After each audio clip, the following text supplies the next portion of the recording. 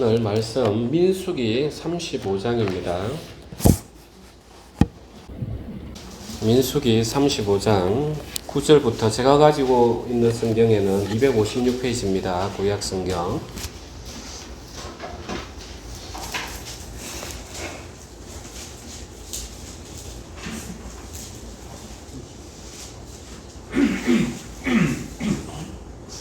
(9절부터) 제가 28절까지 낭독하겠습니다.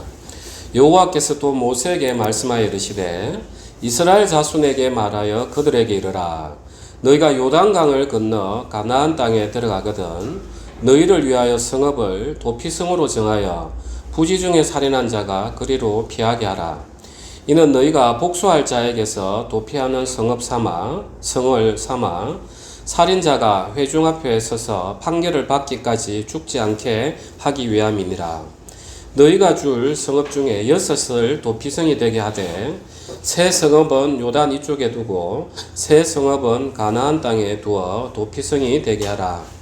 이 6 성읍은 이스라엘 자손과 타국인과 이스라엘 중에 거류하는 자의 도피성이 되리니 부지 중에 살인한 모든 자가 그리로 도피할 수 있으리라. 만일 철 연장으로 사람을 쳐 죽이면 그는 살인자니 그 살인자를 반드시 죽일 것이요. 만일 사람을 죽일 만한 돌을 손에 들고 사람을 쳐 죽이면 이는 살인한 자니 그 살인자는 반드시 죽일 것이요. 만일 사람을 죽일 만한 나무 연장을 손에 들고 사람을 쳐 죽이면 그는 살인한 자니 그 살인자는 반드시 죽일 것이니라. 피를 보복하는 자는 그 살인한 자를 자신이 죽일 것이니 그를 만나면 죽일 것이요. 만일 미워하는 까닭에 밀쳐 죽이거나 기회를 엿보아 무엇을 던져 죽이거나 아기를 가지고 손으로 쳐 죽이면 그 친자는 반드시 죽일 것이니 이는 살인하였음이라. 피를 보복하는 자는 살인자를 만나면 죽일 것이니라.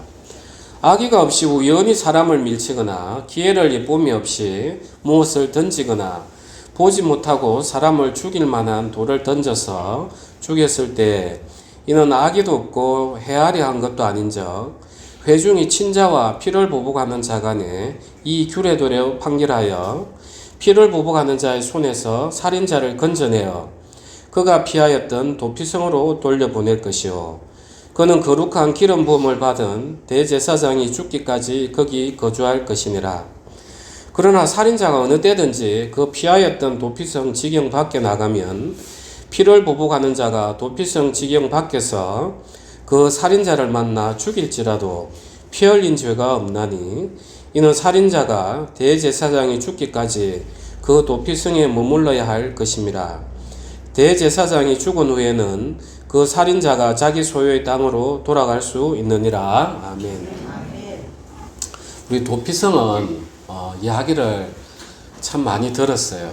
우리 한국에도 옛날에 역사 시간에 보면은 이런 비슷한 제도들이 있었다고 하면서 어떤 사람의 어떤 인권 또 형벌의 어떤 과중함을 막아내는 그런 좋은 제도로 이렇게 우리가 배웠습니다. 그런데 이제 지금 시대에는 이스라엘도 그렇고 우리도 그렇고 이 도피성이라는 건 없어요. 그런데 왜 하나님께서 이 구약시대에 이 제도를 두었을까? 만약에 구약시대에 끝날 제도였다면 굳이 성경에 이렇게 표현하지 않았어도 되는데 왜 하나님께서 이렇게 이 오늘 민수기에도 있고 신명기 19장 1절에서 13절에도 도피성 이야기가 나오고 여호수아 20장 1절에서 9절까지도 이 도피성 이야기가 나옵니다. 상당히 많은 성경의 장을 할애하면서 이 도피성 이야기를 하고 있어요. 그래서 하나님께서 왜 이 도피성을 허락하셨는가? 이걸 제대로 이해하면은 성경의 전체적인 역사가 한눈에 들어옵니다. 그래서 여러분께서는 오늘 이 도피성을 통해서 정말 나의 위치가 정말 어디에 있는지 잘 살펴보시고 하나님께서 어떻게 이 인류의 역사를 이루어 가시는지도 한번 잘 느껴보시기 바랍니다. 이제 이 도피성이라는 것은 이제 여러 가지 규례들이 있습니다. 예를 들어서 이제 우리가 앞으로 계속 나오겠지만 내가 산에 이제 나무를 이렇게 베다가 도끼질을 하는데 이 도끼 날이 툭 빠져가지고 이제 옆에 사람이 죽었습니다. 그러면은 자 사람이 죽었다면은 일단 우리는 마음에 두려움이 있어요. 왜냐하면은 하나님의 형상을 닮은 사람이기 때문에 사람이 죽는다. 그래서 교통사고를 낸 사람들은 그 자기가 사고 냈던 장소를 지나갈 때 정말 힘들어하는 거예요. 왜냐하면 내가 사람을 죽였어. 이런 마음 때문에. 그래서 이제 이 도끼를 패다가 나무를 패다가 사람이 죽으면은 이 사람이 이제 어떻게 하느냐 하면 이제 이 도피성이 요단강을 기준으로 오른쪽에 이제 위에서부터 골란부터 해서 세 군데, 왼쪽에도 밑에 헤브론부터 해서 세 군데, 그리고 6군데가 이래 있어요. 그래서 도피성 앞에 뛰어갑니다. 뛰어가가지고 이제 외쳐요. 성읍 장로들에게. 내가 어디 사는 누구 아무개인데 제가 지금 이런 일로 도피성에 지금 도피하고자 합니다. 이렇게 외칩니다. 그러면 이제 그 성읍 장로들이 이 사람을 일단 데리고 들어와서 이제 보호를 해줍니다. 왜 보호를 해주냐 하면 자 이렇게 도끼를 나무를 패다가 사람이 죽었어요. 가장이 죽었어요. 예컨대. 그러면 그 가족들이 이 사실을 알면은 아니 당신이 우리 아버지를 죽였단 말이야. 아무리 그렇다 치더라도 하면서 마음에 분노가 일어나는 거예요. 그게 보복이죠. 그래서 구약시대 때는 하나님이 그 고엘이라고 해서 기업을 무르는 자손들, 친척들을 에게 임무를 준 게 있어요. 만약에 누가 죽이면은 그 고엘, 자손들은 그 사람을 반드시 따라가서 죽여라 하는 이 법이 있었어요. 그러니까 이 고엘, 기업을 무르는 사람들이 그 소식을 들으면 그 사람을 죽이고자 쫓아온단 말이에요. 그러니까 이제 성읍 장로들이 일단 안에 넣어놔요. 넣어놓고 이제 이 사람이 진짜 고의로 죽였는지 부지 중에 과실로 죽였는지 이제 심판을 합니다. 그러면서 오늘 쭉 읽었던 거 보면 고의로 죽은 거는 보면 이제 철 연장으로 사람을 쳐 죽이는 경우, 그 다음에 사람을 죽일 만한 돌을 손에 들고 쳐 죽이는 경우, 그 다음에 만일 사람을 죽일 만한 나무 연장을 손에 들고 사람을 쳐 죽이는 경우, 또 이제 신명기에 가면은 사람을 탁 숨어서 기다리다가 그 다음에 쳐 죽이는 경우, 또는 이제 아기를 가지고 손으로 쳐 죽이는 경우, 또 미워하는데 내가 이 사람을 낭떠러지에 탁 밀어서 넘어뜨려 죽이는 경우, 이제 쭉 현장에 가서 이제 살피는 거예요. 그렇게 해서 이 사람이 고의로 죽였다 하면은 그 도피성 성읍 장로들이 이 사람을 그 고엘, 그 보복자에게 내줍니다. 그러면 이 보복자들은 이제 원수를 갚아야 되니까 고의로 피 흘리게 한 그 죄를 심판해야 되기 때문에 그 고엘 기업의 물을 자들이 죽입니다. 그런데 이제 가서 보니까 조금 전에 이야기했듯이 나무를 이렇게 도끼를 가지고 패는데 도끼 날이 쑥 날아가 가지고 죽어버렸네. 그건 고의가 아니잖아, 그죠? 그런 경우 또 우연히 내가 이렇게 가다가 내가 턱 넘어져 가지고 옆에서 연쇄적으로 넘어져 가지고 죽는 경우, 또 새를 잡는다고 해서 돌을 탁 던졌는데 그 새는 안 맞고 지나가던 사람이 맞아서 죽었다. 이런 경우에는 다 과실이잖아, 그죠? 이런 경우에만 이제 도피성으로 데리고 들어와요. 도피성을 데리고 들어와서 이제 이 사람은 이제 어쨌든 자기 과실이 있어요. 좀 잘 살피면 되지. 그래서 이 사람에게 주어지는 형벌은 뭐였냐 하면은 이제 자기의 정든 고향을 떠나가지고 도피성과 그 도피성을 아우르는 지경, 경계 내에서만 살아야 돼요.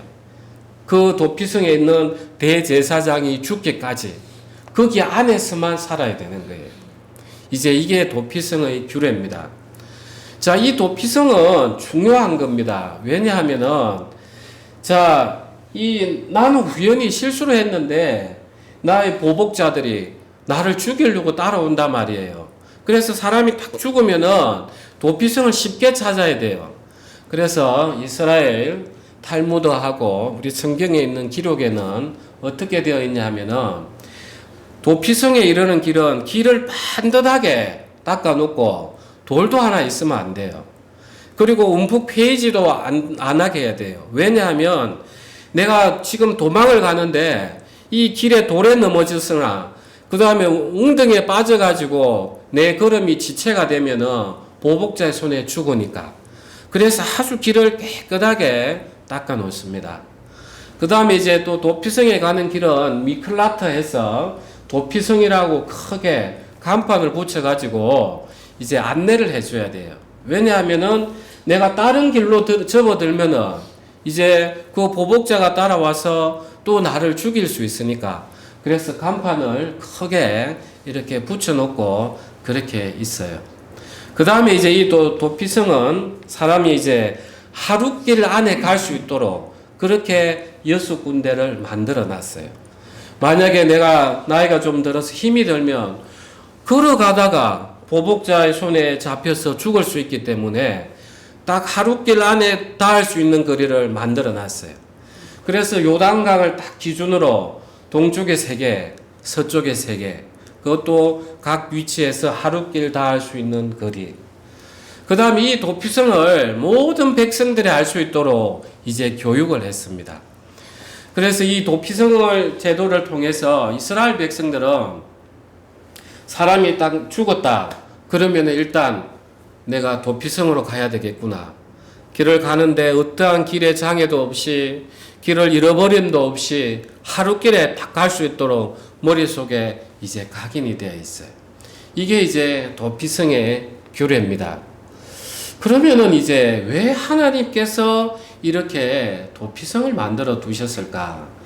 본래 하나님께서 우리가 창세기 우리 9장 한번 가볼까요? 창세기 9장 그대로 오늘 접어 두시고 창세기 9장 6절입니다. 5절 6절 우리 다 같이 합독하겠습니다. 내가 반드시 너희의 피, 곧 너희의 생명의 피를 찾으리니 짐승이면 그 짐승에게서 사람이나 사람의 형제면 그에게서 그의 생명을 찾으리라. 다른 사람의 피를 흘리면 그 사람의 피로 흘릴 것이니 이는 하나님이 자기 형상대로 사람을 지으셨음이니라. 본래 이 피조물인 인간에 대한 심판권은 누가 가지고 있습니까?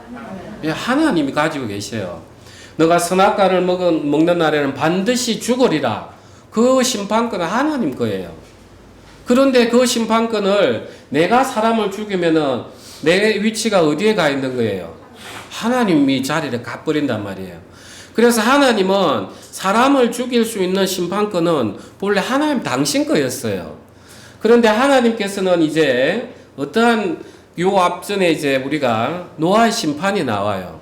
하나님께서 심판권을 행사해버리면 우리 인간은 전부 다 죽어야 돼요.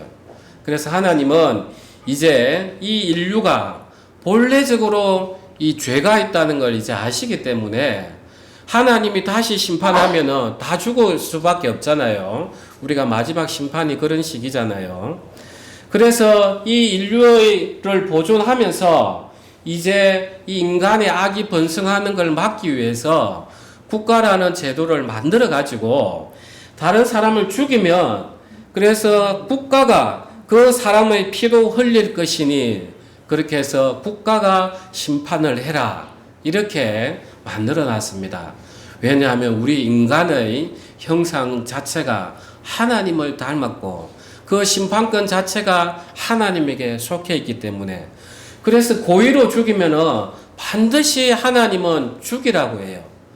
그래서 제가 언약 신학 사형 제도 그 책에도 그 이야기를 쭉 기재해 놓았듯이 사형이라는 제도 자체는 성경에서 인정하고 있는 그런 제도예요. 그런데 이제 여러분들이 특별한 성경을 마주할 건데 출애굽기 21장 한번 가보겠습니다. 창세기 다음입니다. 출애굽기 21장 13절 13절 우리 다 같이 합독하겠습니다. 만일 사람이 고의적으로 한 것이 아니라 나 하나님이 사람을 그의 손에 넘긴 것이면 내가 그를 위하여 한 곳을 정하리니 그 사람이 그리로 도망할 것이며. 참 특별한 구절이에요. 자, 과실로 사람이 죽는데 그것을 어떻게 표현하고 있냐면 나 하나님이 사람을 그의 손에 넘긴 것이면, 이렇게 우리 하연문 성도님 잠깐만 들으세요. 나 하나님이 사람을 그의 손에 넘긴 것이며, 이렇게 표현을 하고 있어요. 마치 그 사람이 죽는 것이 하나님이 넘긴 것처럼 이렇게 표현을 하고 있어요. 그러면 이 사람이 죽은 것이 하나님 잘못입니까? 하나님이 넘겨서 그렇습니까? 우리는 이런 오해를 할 수가 있어요. 이 말씀을 우리는 잘 이해를 해야 됩니다. 자, 여러분께서 명이 다 되면 무슨 이야기를 합니까? 이제 하나님께서 내 인생을 거두어 주신다. 하나님께서 내 수명을 여기까지 정해 주셨다. 이렇게 이야기하죠. 그래서 하나님께서 우리 인생의 생사를 주관하시는 걸 지금 이야기하고 있는 거예요. 이해하십니까? 예. 그래서 우리 하나님께서 그 사람을 넘겨주셨다는 것은, 그래서 하나님께서는 그 사람의 인생의 모든 것을 섭리하고 계시는 것을 우리 인생에게 지금 가르쳐 주고 있는 것입니다. 그렇다고 해서 우리 인간의 과실이 없어지지는 않아요. 왜냐하면 잘못한 것은 잘못했기 때문에. 그래서 하나님께서는 그 도피성을 줘서 대제사장이 죽을 때까지 그 도피성 안에 거할 수 있도록 그런 또 제한은 두셨어요. 자, 이제 오늘 이 도피성을 보면서 우리는 몇 가지를 알 수가 있어요. 하나님께서는 고의 범죄하고 과실 범죄를 구분을 하고 계신다는 거예요. 그래서 고의 범죄는 반드시 죽이고 과실 범죄는 도피성으로 가서 생명을 건질 수 있도록. 그 다음에 이제 도피성에 가서 사는 사람, 그 사람의 마음을 우리가 한번 보자는 거예요. 자, 도피성에 가서 이제 성읍 장로에게 이야기했습니다. 내가 이런 일로 도피했습니다. 그래, 실제로 보니까 과실로 사람이 죽었어요. 자, 이 사람이 이 도피성에 살면서 자기를 돌아보는 거예요. 자, 자기가 잘못된 건 잘못된 거지만 그 보복자의 손에 넘겨지지 않고 자기가 여기 살고 있는 그걸 탁 생각을 할 때 참 하나님께서 이런 은혜의 법을 통해서 나를 지켜주고 계시는구나 하면서 오히려 그 은혜 속에서 하나님을 경험하는 또 이런 삶을 살 수가 있어요. 그 다음에 이제 이 도피성에 사는 사람은 언제 나갑니까? 예, 대제사장이 죽을 때 자기 고향으로 이제 돌아가는 거예요. 그럼 이 대제사장의 자유는 뭐에 달려 있습니까? 대제사장의 죽음과 연결되어 있는 거예요.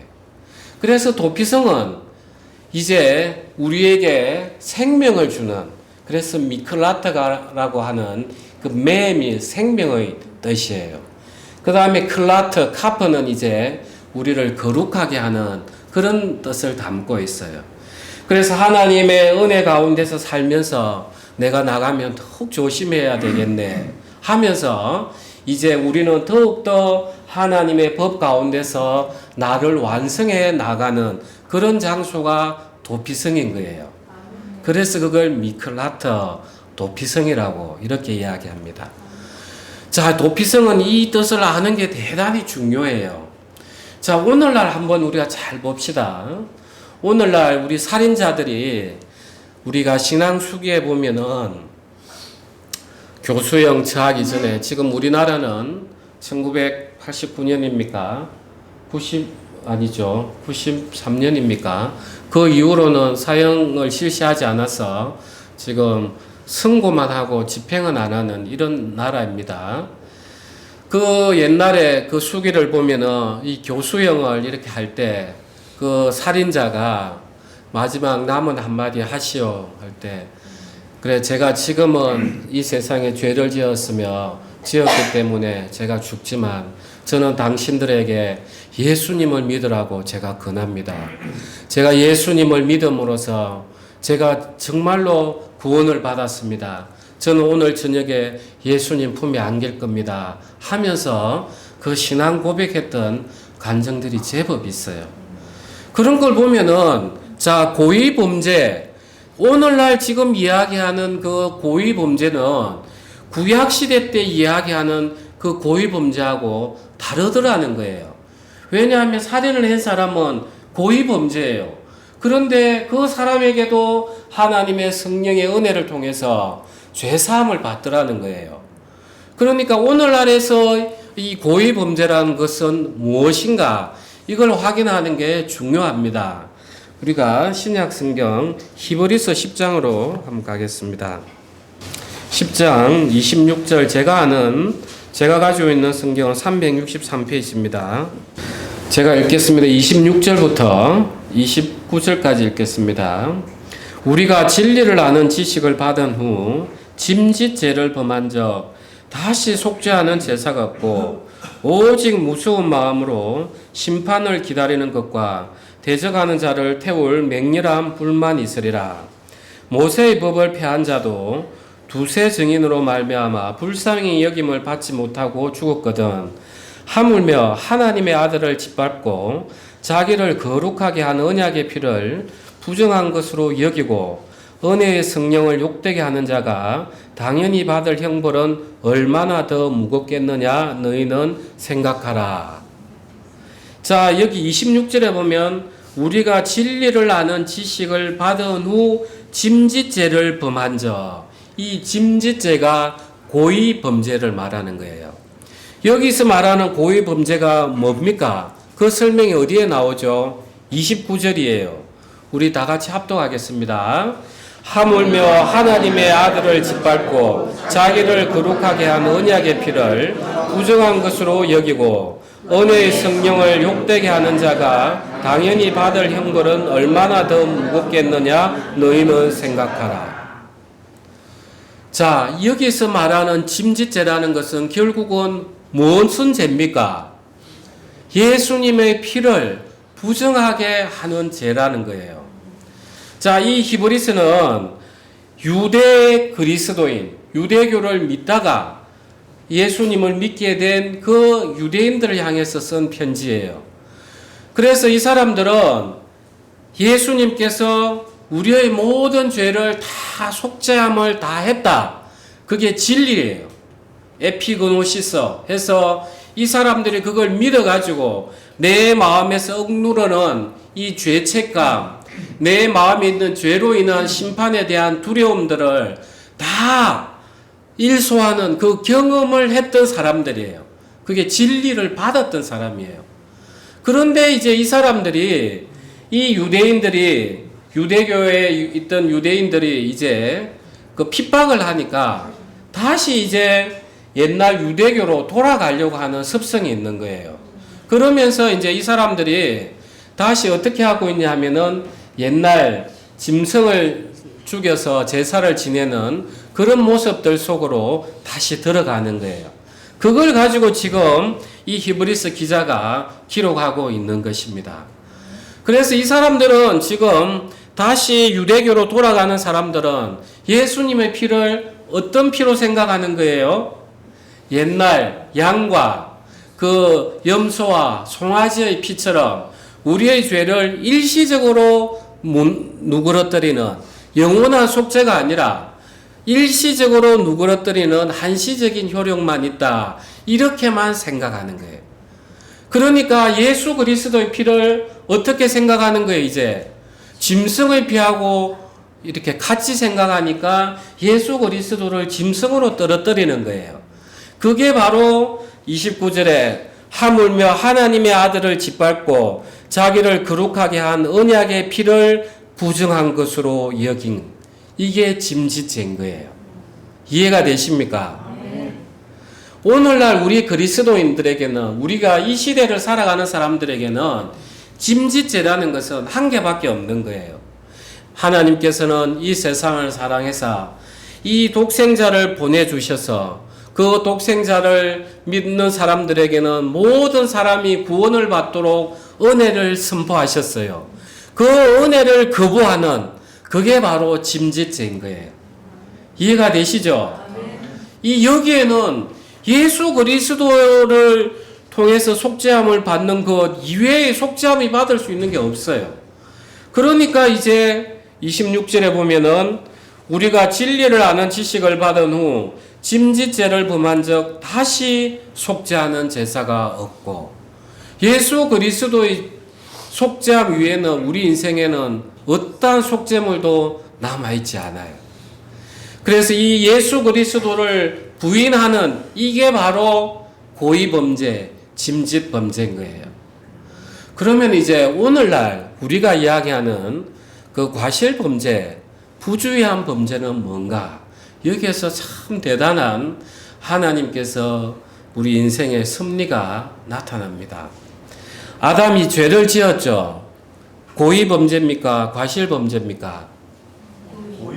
고의범죄입니까? 우리가 그게 맞는지 확인을 한번 해보겠습니다. 로마서 7장 14절입니다. 7장 14절 우리 다 같이 합독하겠습니다. 우리가 율법은 신령한 줄 알거니와 나는 육신에 속하여 죄 아래 팔렸도다. 15절도 합독하겠습니다. 내가 행하는 것을 내가 알지 못하노니 곧 내가 원하는 것은 행하지 아니하고 도리어 미워하는 것을 행함이라. 자, 아담이 죄를 지었습니다. 하나님 앞에 죄를 지었어요. 사단이 주는 말을 받아들였어요. 죄를 지었어요. 우리가 볼 때는 고의범죄예요. 그런데 하나님 보시기에는 사단이 그를 꿰었단 말이에요. 아담이 그 꾀에 넘어간 거예요. 유혹을 당한 거예요. 그래서 이 아담은 죄에 팔렸을 뿐인 거예요. 그래서 오늘날 우리 아까 살인자 이야기를 했는데, 사람을 죽인 사람도 오늘날 그리스도의 은혜가 넘치는 이유가, 사실은 나는 내가 사람을 때려 죽인다고 했는데 본래는 내가 죄 아래 팔려서 나는 이게 내 거라 생각했는데 내 죄의 속성 때문에 나왔던 죄였단 말이에요. 이해가 되십니까? 그래서 사실 우리가 짓는 모든 죄들은 우리는 과실이었어요. 이게 나는 내가 죄를 짓는다 생각했는데 내 육체가 죄에 팔려서 이 죄의 속성이 나를 계속 유혹하고 충동질하고 분노케 해서 내가 나도 모르게 그 죄를 지었단 말이에요. 이해가 되십니까? 네.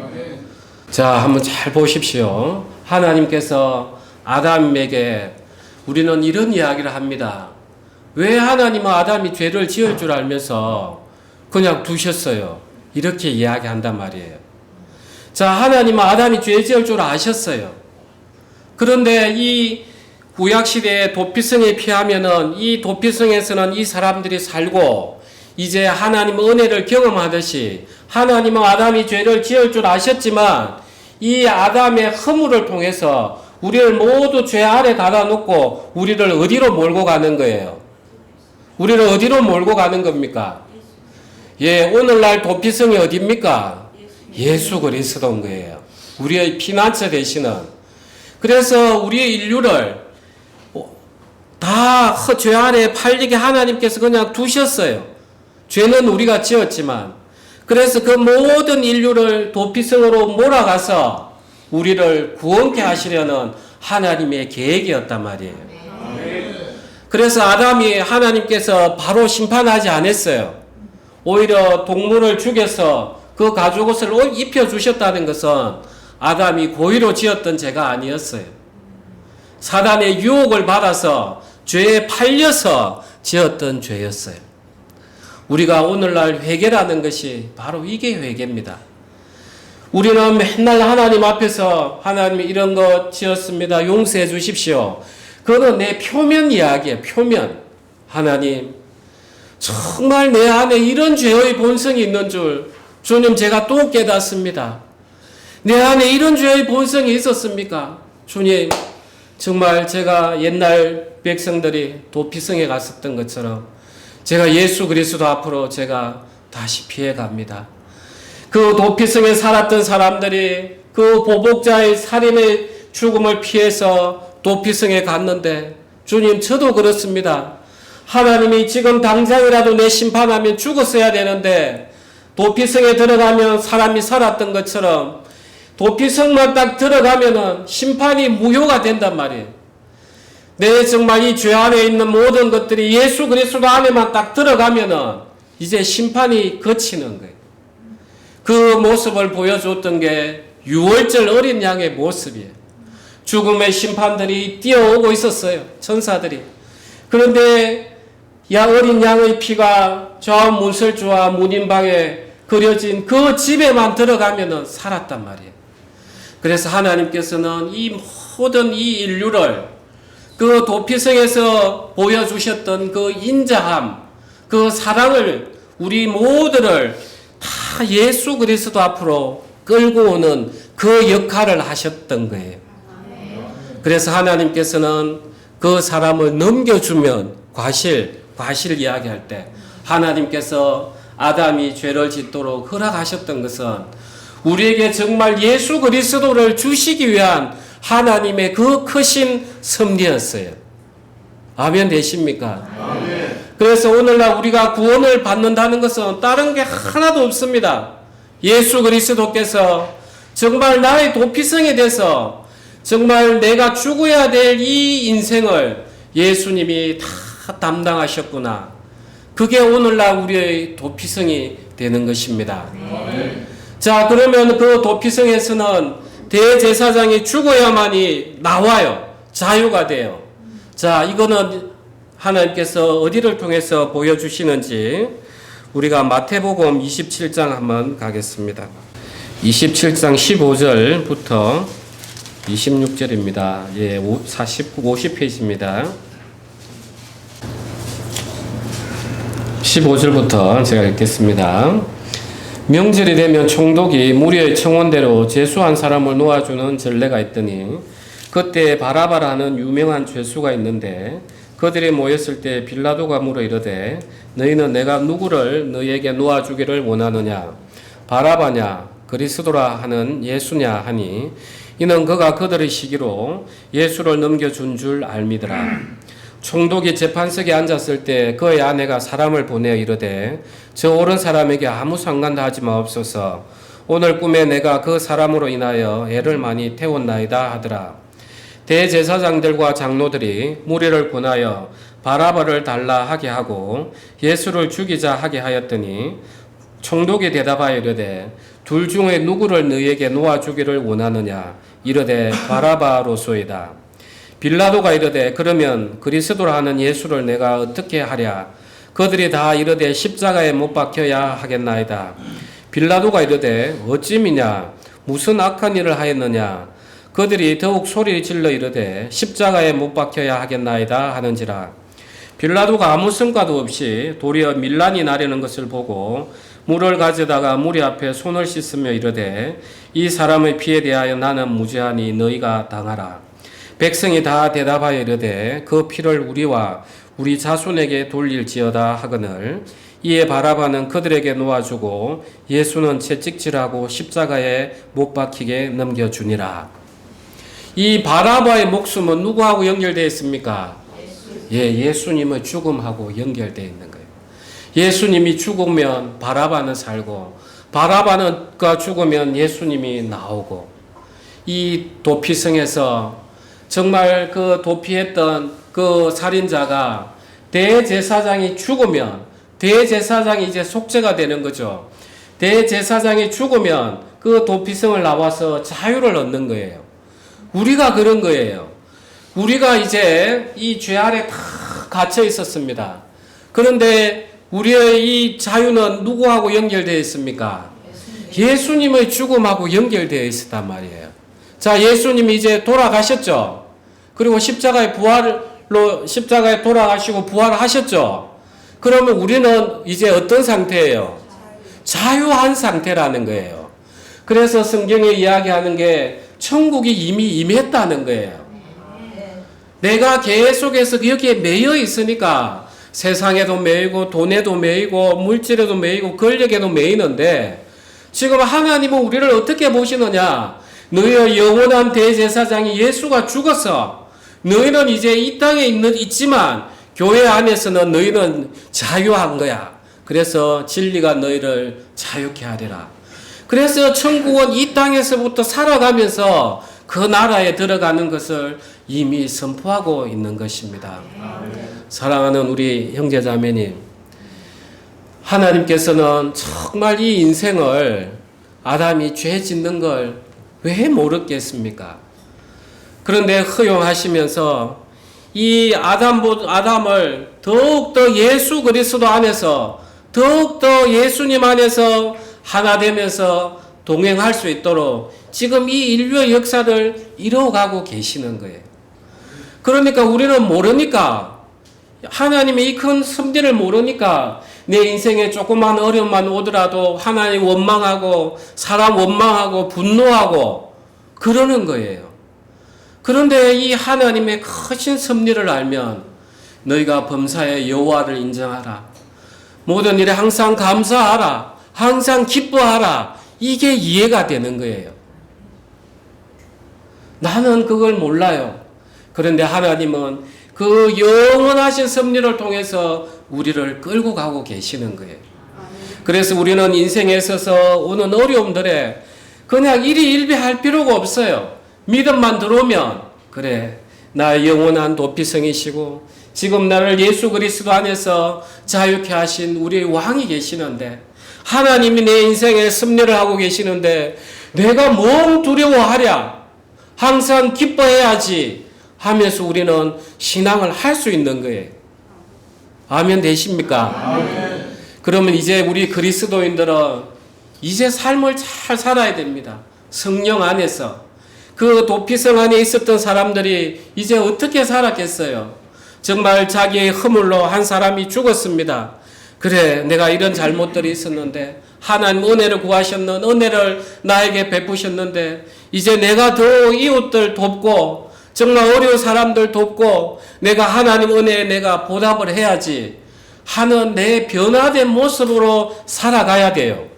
그래서 하나님의 자녀들이 변화를 안 받았던 사람들은 이는 아직까지 말씀이 그 마음 안에 심기지지 않은 사람이에요. 하나님의 생명이 들어갔는데 왜 생명이 안 나오겠습니까? 그건 아직 말씀이 내 마음하고 합이 안 된 거예요. 그런 분들은 오늘 말씀을 반드시 유념해서 내게 그리스도의 열매가 나오지 않으면 내가 하나님의 말씀을 가볍게 여기는 거예요. 내 인생 좀 더 살다가 그런 것들이 지금 악한 것들이, 그런 사람들에게는 우리 히브리서 10장에 보면 하나님의 징계가 따릅니다. 아버지가 그 사랑하는 아들을 어떻게 징계하지 아니하려? 우리가 이제는 남아있는 길이 징계받으면서 내가 하나님의 억지로 이끌리면서 살아갈 것인가? 정말 이 도피성에 피난했던 이 사람들이 도피성 안에 있을 때 정말 하나님의 은혜를 경험하고 또 대제사장의 죽음을 통해서 이제 가족을 만나서 정말 도피성에서 있었던 은혜를 이야기하고 그 대제사장의 죽음을 경배하는 것처럼 우리가 정말 하나님의 자녀로 살 것인가? 이제 우리 앞에 놓여 있는 것입니다. 우리 기도하겠습니다.